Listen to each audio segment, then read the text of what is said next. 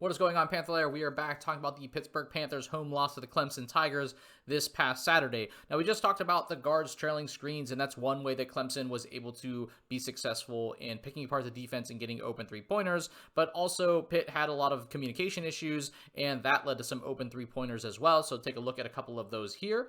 And in this very first one, you're going to see that a ball screen occurs, and as Ian Schiffelin rolls out, Guillermo Diaz-Gran is going to pick up Schiffelin.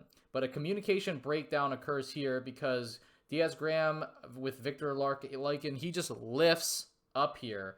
And this probably should be Cam Corrin just slides over. Instead, Corrin gets lost in no man's land right there. And this just ends up being a wide open three-pointer from the top of the circle. So here, very similar thing. This is something I think I called out in the last couple games too on these like blitzes and, hedges coming out of screen situations. I think that Corrin does a pretty nice job here turning Dylan Hunter away, but Zach Austin just ends up kind of like hanging out here. And I think there's just a communication breakdown because that's probably not how this should go. And Schiffelin gets this wide open like pick and pop flare screen shot. Now, even though this doesn't go in initially, that's a really good shot.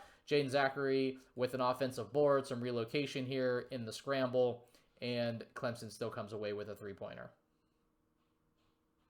And so again, you're going to see this is going to be kind of like a big-to-big type of ball screen situation, which is, not always easy for Pitt to defend, particularly if you're like usually the screener's defender here, not the ball handler's defender. I think this creates a lot of confusion. Corrin just very indecisive here, and this ball ends up getting driven. And I think that was a big thing because, Chauncey Wiggins is putting the ball on the floor here, and this just gets kicked out. And even though this isn't a shot here directly for Hunter, he ends up swinging the ball out to the wing with Jake Heidbreder, who is like a 50% shooter, so this just was pretty bad. But yeah, essentially miscommunication, no communication.